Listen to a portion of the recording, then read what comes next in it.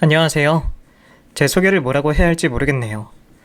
저는 누군가의 아내, 누군가의 엄마로 지내온 60대의 평범한 여성입니다.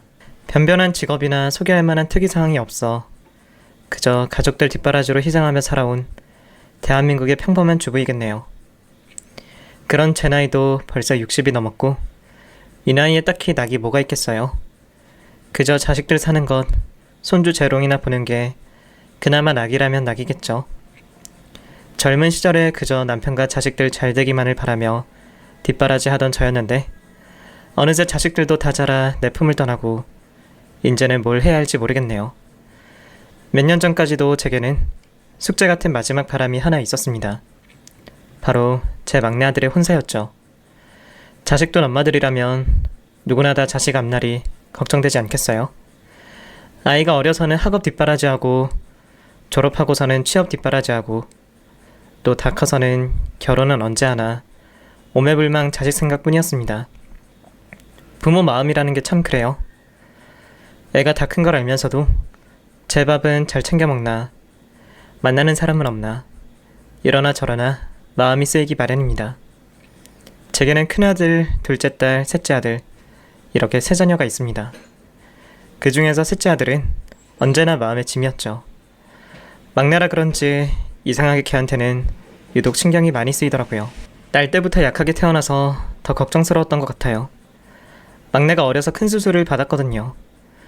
다행히 예후가 좋아서 수술도 일회성에 그쳤고 그 뒤로 건강히 회복을 잘했지만 당시에는 사망률도 높았던 수술이라 정말 아찔했던 기억입니다. 그렇게 아이를 한번 잃을 뻔했던 기억 때문인지 저는 막내 아들 관련해서 일이 생기면 유독 예민해졌습니다. 사실 제가 막내를 유독 끼고 돌기는 했습니다. 어려서부터 몸이 약한 탓에 또래 애들에게 놀림당하고 괴롭힘도 자주 당했거든요. 또래보다 키도 작고 체구도 자그마하다 보니 남자아이들 사이에서는 그런 게 놀림당할 일인가 봐요. 어렸을 적 유치원에서 괴롭힘 당하고 돌아오는 일이 여러 번이라 아이 때문에 유치원도 참 많이 옮겨 다녔습니다. 아무래도 자기 스스로 몸을 지키지 못하던 아이였으니 제가 항상 걱정이 많았죠. 아이에게 신경이 많이 쓰이던 저는 그래서 유치원이나 학교로 자주 찾아갔습니다. 선생님, 우리 지혁이가 적응은 잘 하나요? 친구들과는 잘 지내는지 제가 걱정이 많아요. 애가 전에는 괴롭힘을 많이 당했거든요. 체구도 작아서 맞기도 하고요. 몸이 약하게 태어난 애라 더 걱정스럽네요. 지혁이가 또래보다 작긴 한데 아무래도 유치원이랑 학교는 다르니까 이제는 적응을 잘할 거예요. 발표도 잘하고 책도 얼마나 잘 읽는데요. 너무 걱정하지 않으셔도 괜찮을 겁니다. 선생님이 그렇게 한 말씀이라도 해주시면 내심 마음이 놓이더라고요. 그래서 그런지 저는 이런저런 핑계로 학교를 참 많이 찾아갔습니다. 애들 셋을 키우느라 바쁜 와중에도 학교 육성에도 쫓아다니고 그랬었죠. 지혁이 걔도 어릴 때는 엄마가 학교에 자주 오는 게 좋다며 반기더니 점점 나이가 먹으면서 제가 학교로 쫓아다니는 걸 극도로 꺼려하기 시작했습니다. 애를 키우다 보면 이래저래 신경 쓰일 수밖에 없잖아요. 저도 육성의 일을 하면서 선생님들을 자주 만나기도 하고 학교나 시설에 관심을 가질 수밖에 없죠. 그러다 보면 아이 담임 선생님들도 자주 만나 뵙고 아이에게 별일은 없는지 아이관에서 상담도 자주 하게 되죠. 물론 요즘은 분위기가 다르지만 그땐 그런 게 또 필요하기도 했습니다. 하지만 한창 사춘기로 예민한 아들에게는 그런 게 창피한 일이었나 봅니다. 다른 아줌마들처럼 치맛바람 펄럭이지 말라며 짜증을 내더라고요. 그래서 결국 저는 마지못해 학교 일을 그만두게 되었습니다. 솔직히 아들이 그리 싫어하지만 않았으면 졸업할 때까지 했을지도 모르죠. 그렇다고 우리가 애들을 편애하거나 학교에 불이익을 주려고 그랬던 것도 아닌데 말이에요. 뭐 아들 입장에서는 제가 너무 유별나다 여겼을지도 모르겠습니다. 사실 제가 생각해도 첫째, 둘째에 비해 막내를 유달리 걱정하기는 했으니까요. 그래도 저는 제 덕분에 아이가 그만큼 할 수 있었다고 생각합니다. 막내라서 그런지 얘는 지 형이랑 누나랑 다르게 뭘 스스로 하는 법이 없었어요. 밥도 꼭 챙겨줘야 먹었고 공부도 꼭 시켜야만 하기 시작했죠.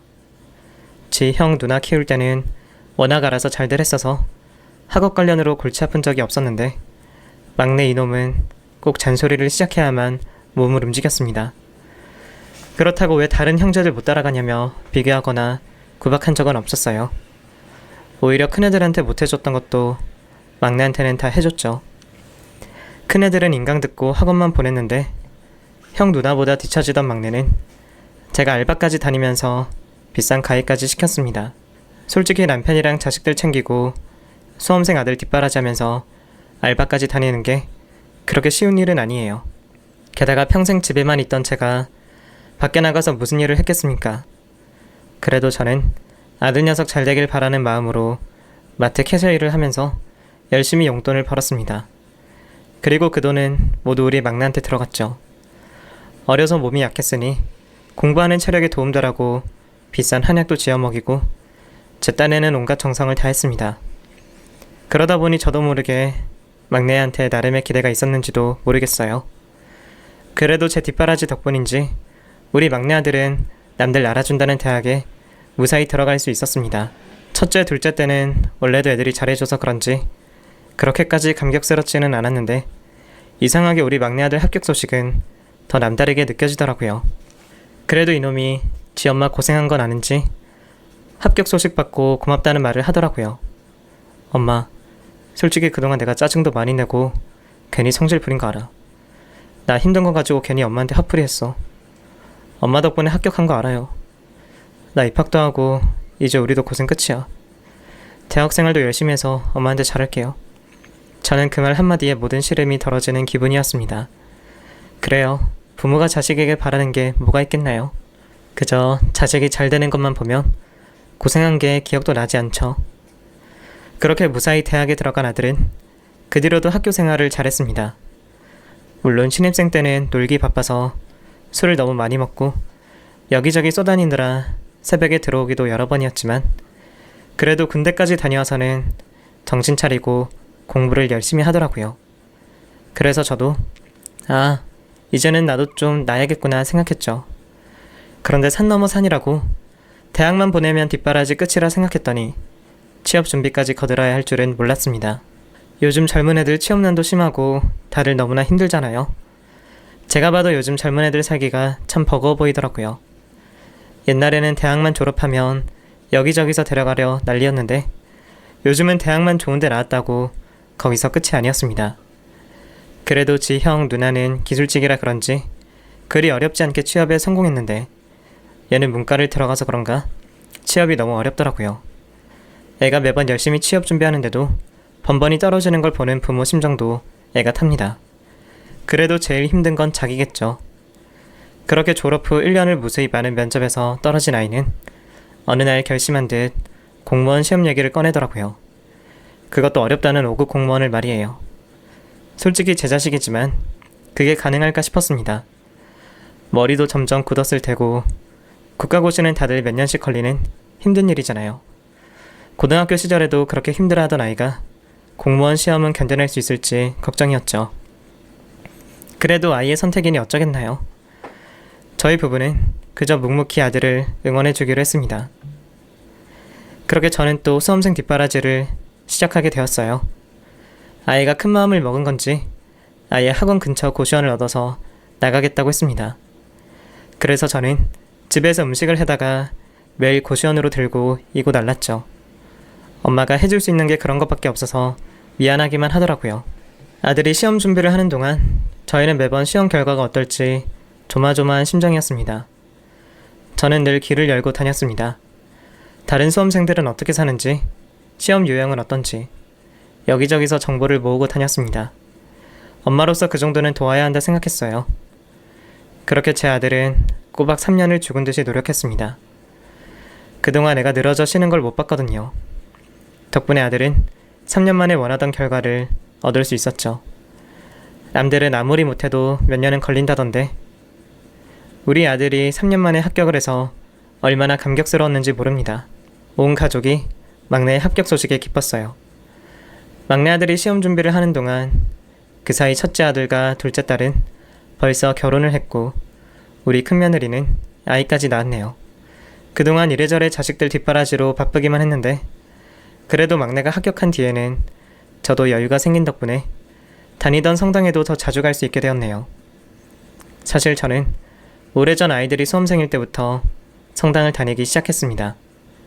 그것도 다 애들 잘 되라고 기도해보려 하다가 다니게 된 거죠. 그렇게 오래전 지인 따라서 다니게 된 성당 생활이 벌써 10수년이 되었네요. 그동안은 자식들 뒷바라지에 생활이 바쁜 탓에 그저 기도만 드리고 미사만 보고 나오는 게 다였지만 여유가 생긴 뒤로는 저도 성가대 활동에 관심이 가더라고요. 예전부터 저는 찬송하는 게 참 즐거웠습니다. 별것 없는 제 인생의 작은 낙이었달까요? 노래를 그리 잘하는 편은 아니지만 성당에서 10년 넘게 찬양을 하다 보니 열정만큼은 남부럽지 않았어요. 그러던 참에 감사하게도 성가대에 들어갈 기회가 생겼습니다. 저는 매주 연습에 빠지지 않으며 성가대 연습을 참 열심히 했습니다. 그렇게 성가대 연습을 하던 차에 그 자매님을 보게 되었죠. 그 자매님은 우리 막내 아들 또래의 아주 참한 아가씨였습니다. 저희 여신도 성가대 피아노 반주를 해주는 자매님이었어요. 그런데 이번에 반주하시는 자매님은 못 보던 분 같은데 누구셔? 청년부에 새로 들어온 자매님이시래. 얼마 전부터 우리 성당 나온다 그러더라고. 참하고 아주 착해 보이지? 어린이집 교사 일을 한다 그러더라. 얼굴도 예쁜데 마음도 예쁜지 바쁜 와중에 무료 봉사도 하고 말이야. 다른 신도의 말 맞다나 그 아가씨는 참 곱고 참한 아가씨였습니다. 하얀 손가락으로 찬양을 반주할 때마다 괜히 눈길이 가더라고요. 게다가 저는 어린이집 교사라는 것이 참 마음에 들었습니다. 이건 참 나쁜 버릇이지만 집에 미혼 아들이 있다 보니 또래 아가씨들을 보면 괜히 눈길이 더 가더라고요. 연애한 자식들이 알아서 해야 할 일이지만 엄마들 마음은 또 그렇지 않았죠. 어디서나 좋고 참한 아가씨가 보이면 우리 아들 엮어주고 싶더라고요. 그래서 저도 청년부 자매님들을 자주 눈여겨봤는데 이전에는 눈에 들어오는 아가씨가 통 없더니 그 아가씨는 한눈에 제 마음에 들더라고요. 내 욕심인 걸 알면서도 은근히 내 아들과 맺어주고 싶은 마음이 들었습니다. 그런데 내 눈에 좋아 보이는 건 남들 눈에도 좋아 보이는 건지 저 말고도 그 아가씨를 탐내는 사람들이 많더라고요. 다들 저같이 미혼 아들을 둔 엄마들이었어요.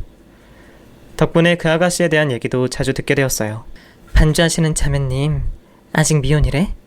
반지 낀 건 못 본 것 같은데? 미혼도 미혼인데 원래 수녀님이 되고 싶었던 모양이더라. 뭐 사정이 있는지 지금은 그냥 교사하지만 그래서 그런가? 그 나이에 여태 연애 한번 못했대? 요즘 저런 순수한 아가씨가 별로 없잖아? 다들 연애 몇 번씩은 했을 텐데 말이야. 요즘 세상에 여자가 연애한다고 흠은 아니지만 그래도 남자를 모른다니 내심 더 마음에 들더라고요. 우리 아들도 여자를 잘 모르니 더 어울린다 생각했는지 모르겠네요. 아무튼 그러다 보니 여기저기서 그 아가씨한테 자기 아들 한번 만나보라며 말들이 많았던 모양입니다. 성가대 연습이 끝나기 무섭게 아줌마들이 다 거기로 쫓아가서 자기 아들 사진 보여주고 난리더라고요. 저도 거기서 가만히 있을 수 없었죠. 자매님, 매번 반주하느라 고생이 많아요. 바쁠 텐데 시간 빼서 이러는 게 쉽지 않을 텐데 젊은 사람이 참 대단하네요. 이거 별거 아닌데 집에 가져가서 먹어요. 집에서 만들었는데 너무 많아서 그래. 아니에요. 저도 즐거워서 하는 건데요 뭘. 이런 거 안 주셔도 괜찮은데 주신 건 감사히 잘 먹겠습니다.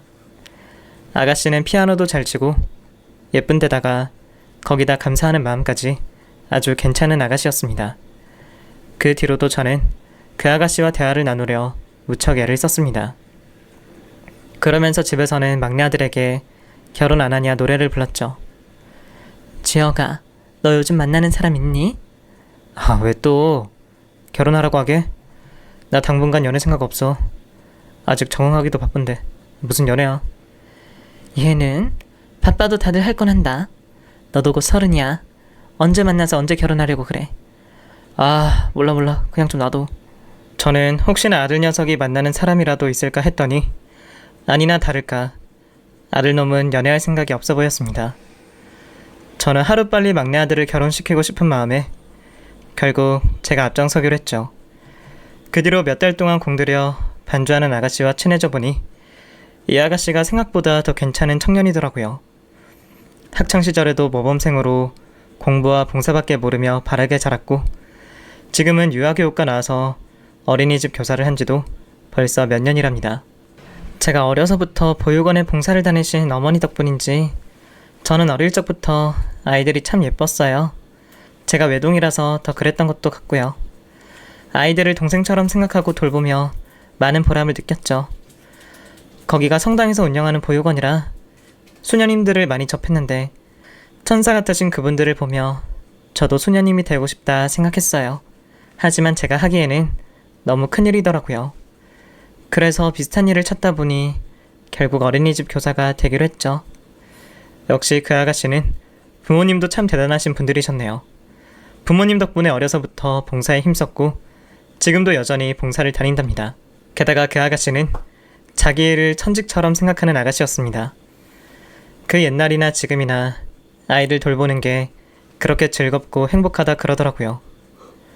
이런 아가씨라면 자식을 낳아서는 얼마나 예쁘게 잘 기를까 그런 궁금증이 생기더라고요. 저는 알면 알수록 그 아가씨가 며느리감으로 너무 탐이 났어요. 그 뒤로도 서로 이런저런 얘기를 나누다 결국 우리 아들 얘기까지 하게 되었죠. 5급 공무원이라는 말에 그 아가씨는 화색을 띠더군요. 우리 아들 잘 나온 사진을 보여주니 그것도 마음에 들어 하고요. 어때요? 괜찮죠? 얘가 그래도 날 닮아서 인물은 괜찮아. 내 아들이라 그래서가 아니라 진짜 괜찮은 앤데 얘가 여자를 몰라. 옛날에는 공부한다고 그러더니 지금은 또 일한다고 연애를 하네요. 내가 보기에는 자매님이랑 우리 아들이랑 괜찮을 것 같은데 우리 아들 한번 만나보는 거 어때요?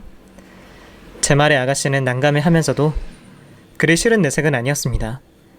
그걸 보니 더 적극적으로 해도 괜찮겠다 싶더라고요. 그래서 아들을 성당에 억지로 끌고 나왔죠.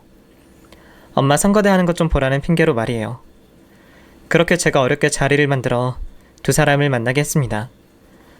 둘이 만나고 별 느낌이 없으면 저도 깨끗이 접으려고 했습니다.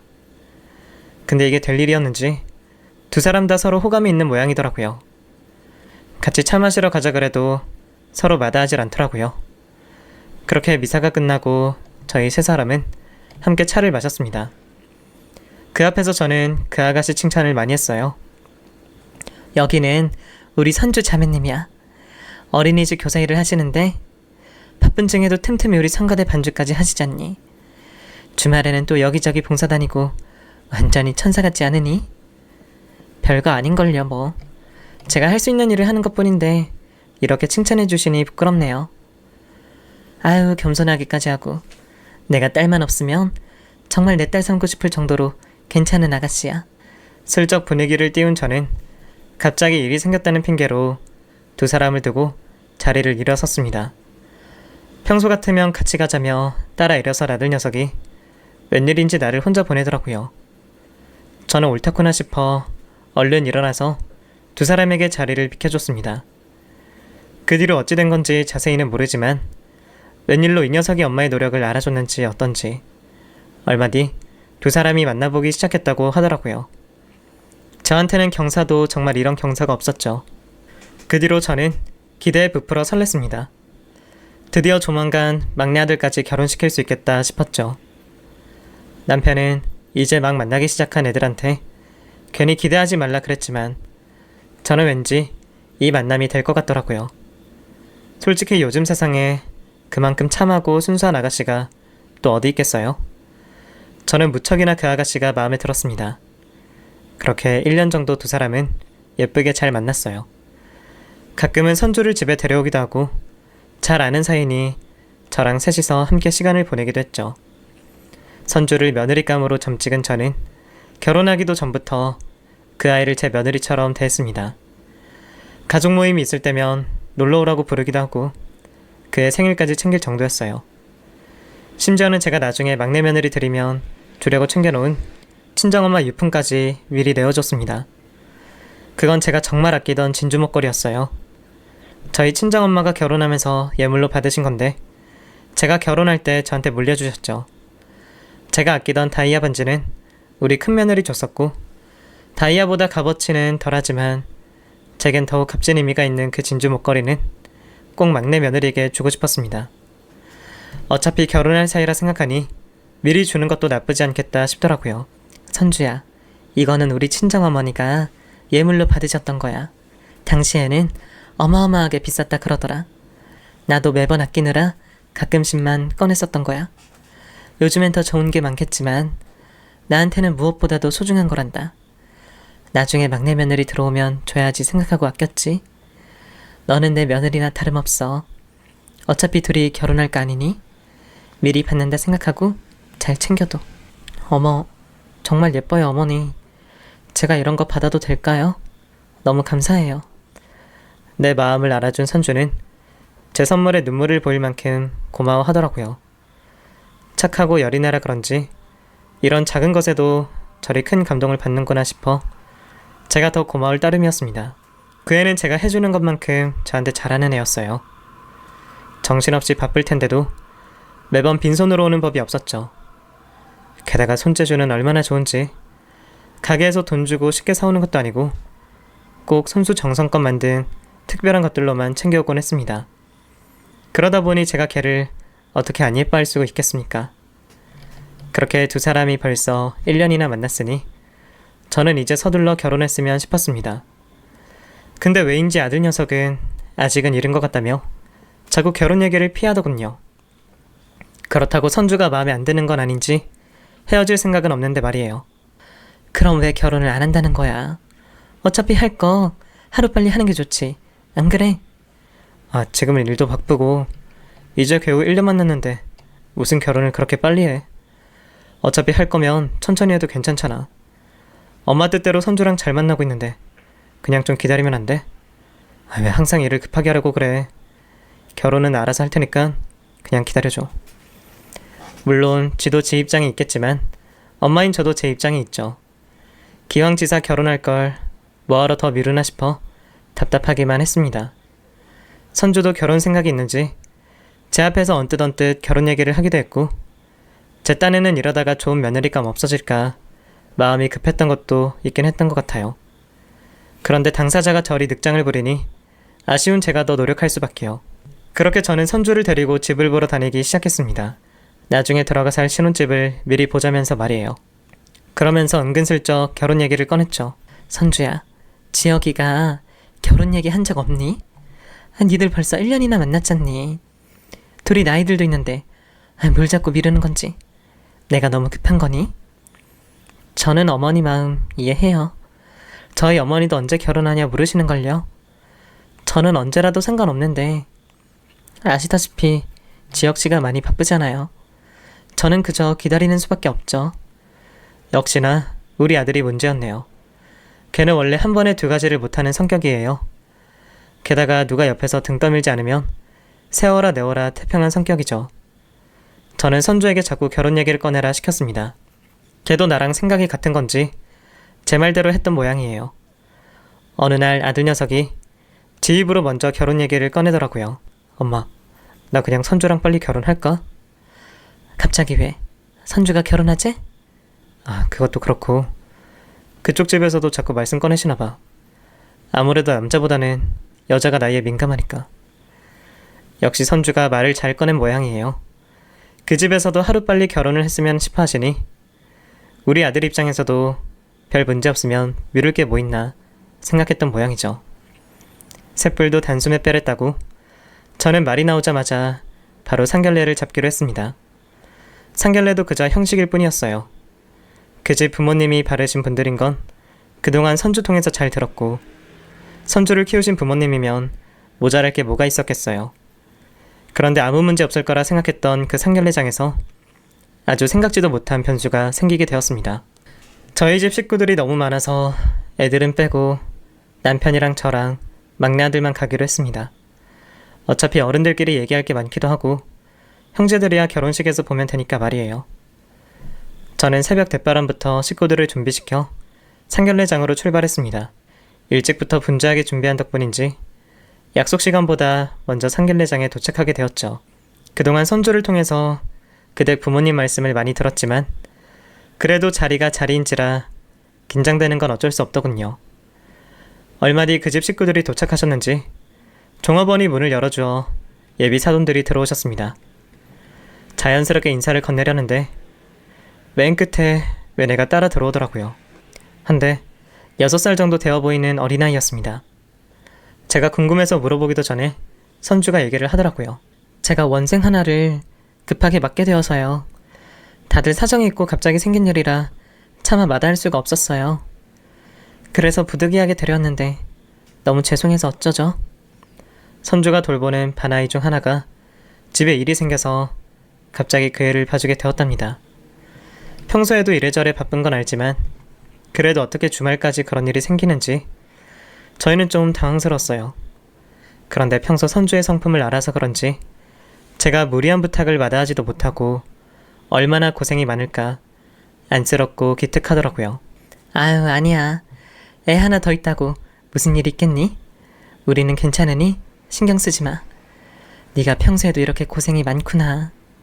이해해 주셔서 감사해요, 사돈. 저희도 급하게 벌어진 일이라 별 도리가 없었네요. 선주 얘가 워낙 남의 부탁을 마다하지 못하는 애라 이해해 주셔서 감사합니다. 아닙니다. 저야말로 선주 성품을 잘 알죠.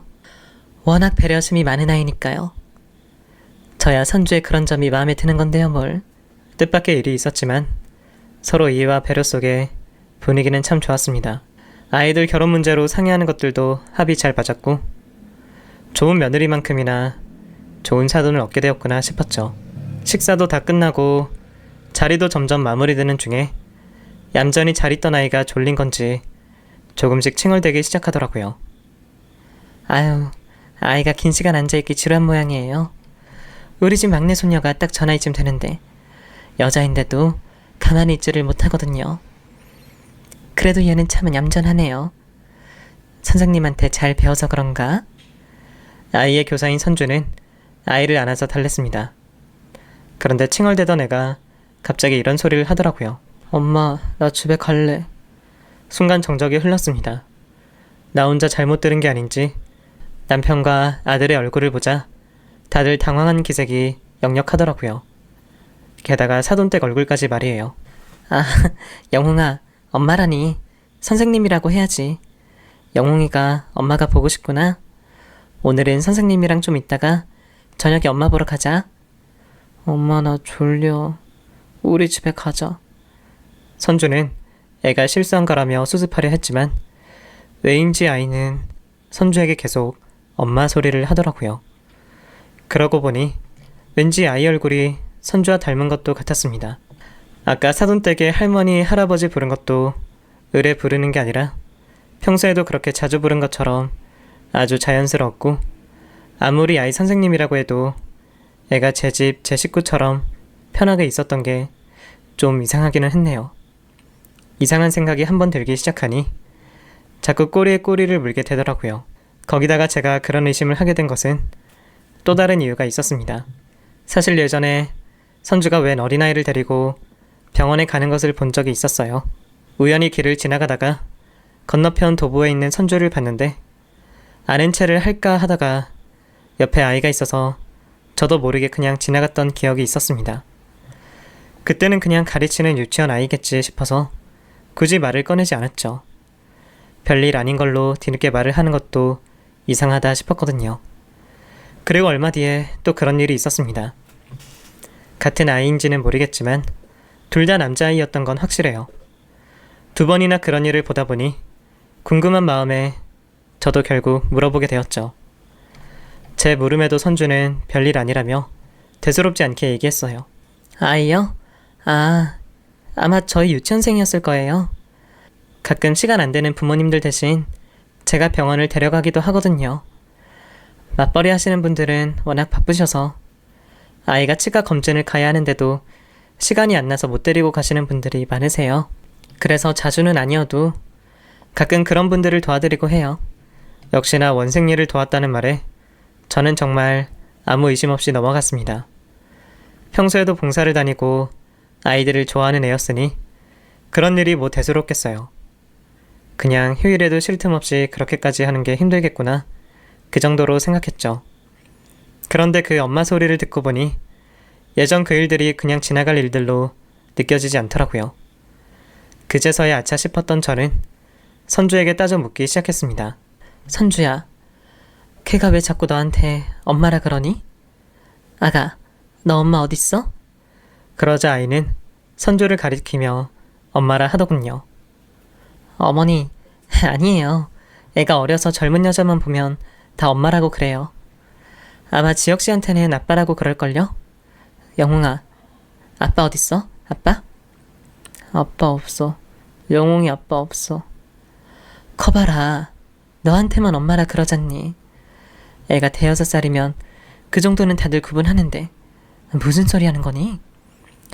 의아해하는 제 말에도 걔는 끝까지 변명을 하더라고요. 그 일이 예산일이 아니다 싶었던 저는 그대로 상견례장을 박차고 일어섰습니다. 사실 제 의심에 확신을 더한 건 예비 사돈댁 반응이었어요. 별것 아니라며 그냥 웃어 넘길 일을 잔뜩 긴장해서는 제대로 말도 못하고 애 입만 막으려고 그러더군요. 그건 분명히 뭔가 있다는 얘기였죠. 결국 그날 상견례는 엉망으로 끝이 나고 우리 세 식구는 참담한 심경으로 집으로 돌아갔습니다. 누구 하나 나서서 말할 수가 없었어요. 저야 내가 엮어준 아이니 할 말이 없었고 당사자인 아들도 충격이 컸겠죠. 선주는 할 말이 많은지 계속 전화가 오고 당장 찾아와 해명을 하겠다 하더군요. 그 애는 가족관계 증명서까지 떼서 제 앞에 들이밀었어요. 어머니, 무슨 오해 하시는지 알아요. 영웅이가 제 애가 아닐까 생각하시는 거잖아요. 그런데 정말 오해세요. 애가 어려서 아무 말이나 하는 거예요. 이것 보세요. 저 가족관계 아무도 없어요. 저는 너무 적극적으로 변명하는 것도 의심스러웠습니다. 이제 와서 그의 말을 곧이곧대로 믿을 수 없었던 저는 결국 뒷조사를 해보기로 했습니다. 그런데 그 결과 정말 충격적인 사실들이 밝혀졌어요.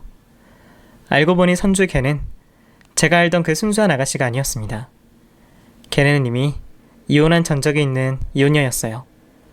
상견례 때 데려온 아이도 친아들이 맞았던 모양입니다. 여기까지만 해도 너무 충격적인데 더 큰 충격은 따로 있었습니다. 심지어 그 이혼의 이유가 외도 때문이었답니다. 여자 쪽에서 바람이 나서 상간남 아이를 임신해서 이혼하고 그 아이를 여태 혼자 키우는 모양이더라고요.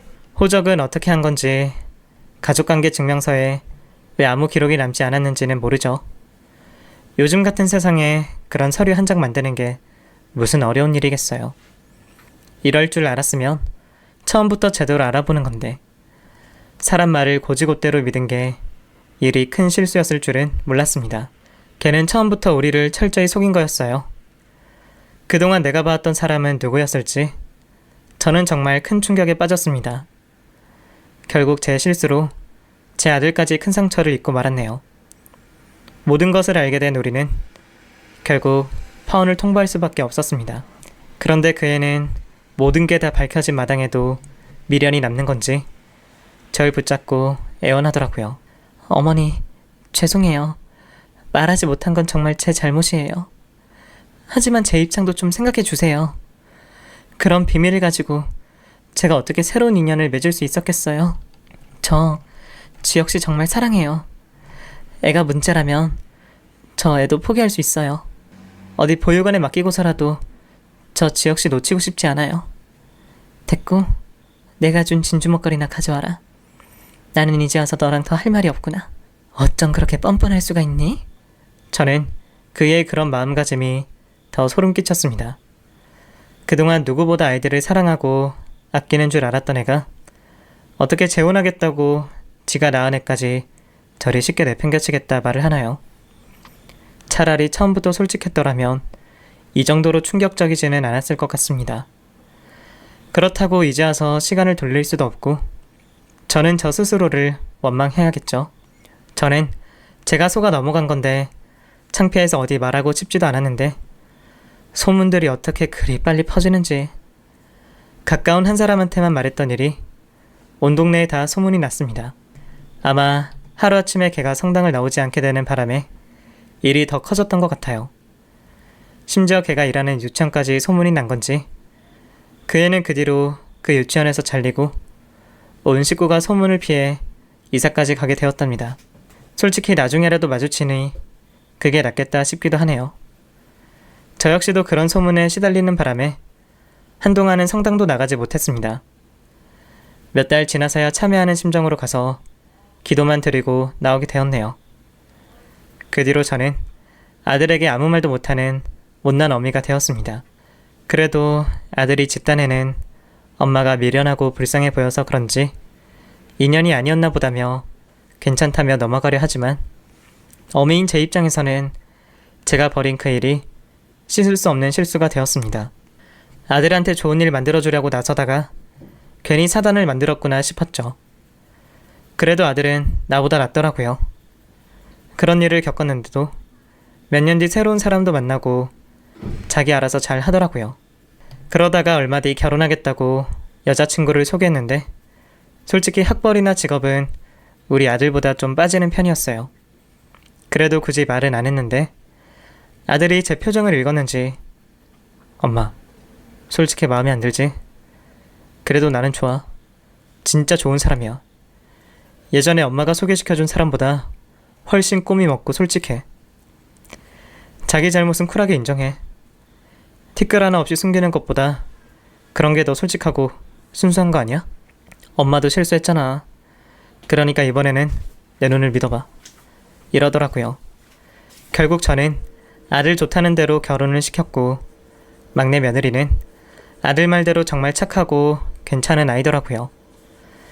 처음에는 애가 말이나 행동이 너무 꾸밈이 없어서 당황스럽기도 했는데 그만큼 속이는 것도 없고 정직한 아이였어요.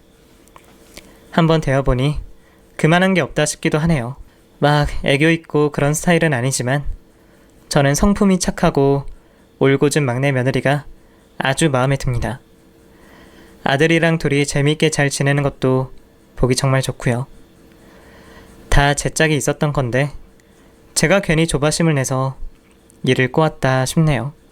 그래도 지금은 자식들 모두 결혼했고 새 식구들도 모두 좋은 아이들이니 결론이 좋아서 정말 다행입니다. 저는 그 일을 깊이 뉘우치고 앞으로도 자식들 일은 자식들에게 맡기기로 했어요. 그래서 저는 앞으로 그저 식구들 모두 건강하고 행복하기만을 바라려고 합니다. 사연 들어주셔서 감사합니다.